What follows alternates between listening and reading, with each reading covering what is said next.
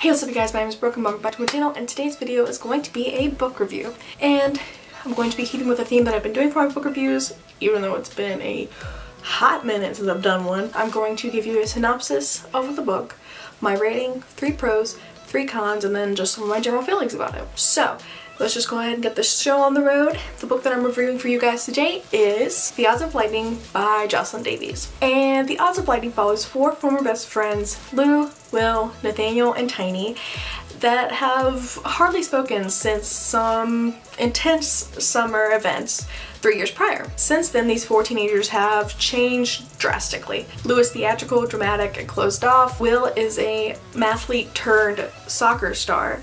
Nathaniel is a super science whiz, following in his brother's footsteps, and Tiny is a small and thoughtful poet. Fate brings these friends together on the eve of the SATs, and through a plot full of magical realism, they explore their pasts and themselves, following an extraordinary event that occurs during a massive superstorm in their town of New York City. So I gave this book 3.5 out of 5 stars.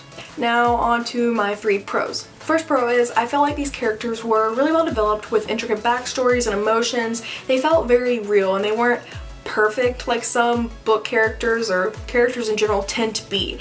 They were just as screwed up as the rest of us are. And I really enjoyed that about these characters. They all had their positive sides and their negative sides, their quirks, their downfalls, and talents.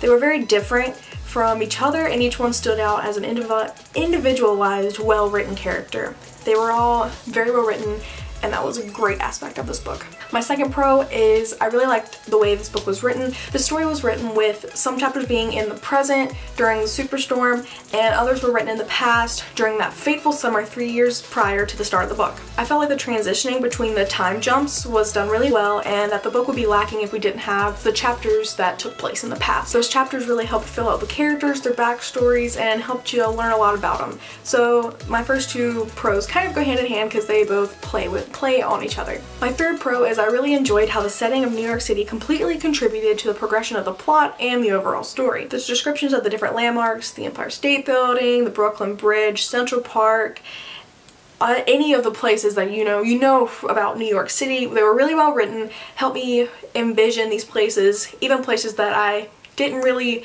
know of, like the Alice in Wonderland statue in Central Park. They helped me envision myself there along with these 4 characters on one heck of a night.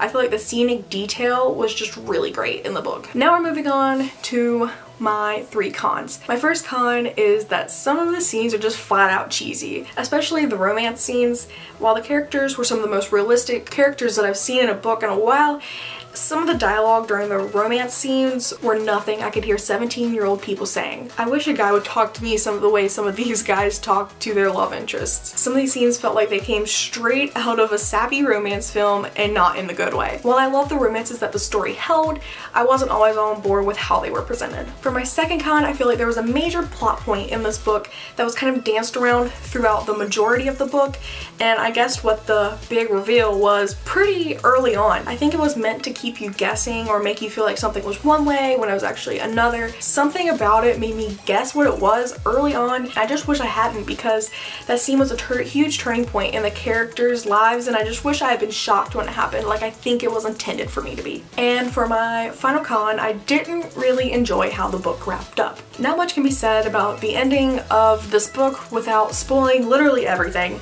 but I feel like it was too open-ended for my liking. While I enjoy an ending that lets me exercise my imagination, I also like to have some sense of closure and finality. There were some very small loose ends that caused me to have lingering questions that I would like answered. Lingering questions are fine, but I felt like I had too many that were pretty important to the way it wrapped up for me to not have answered. And moving on to my overall feelings about this book, I really did enjoy it. Sometimes it moved a little slow and there were subplots that I could have done without, but overall this was a solid story of magical realism, life, love, and fate. I really enjoyed all of the characters and their personalities. The premise and type of magic portrayed in the book was something that was completely unique and like nothing I'd read before. Overall, I would definitely recommend this book to you, and I would definitely read something by this author again. Alright you guys, I really like doing my book reviews like this because I feel like it's very short, sweet, to the point, and I get what I want to say across, and I don't ramble as much for some reason. Yeah, I really enjoyed The Odds of Lightning by Jocelyn Davies. I hope you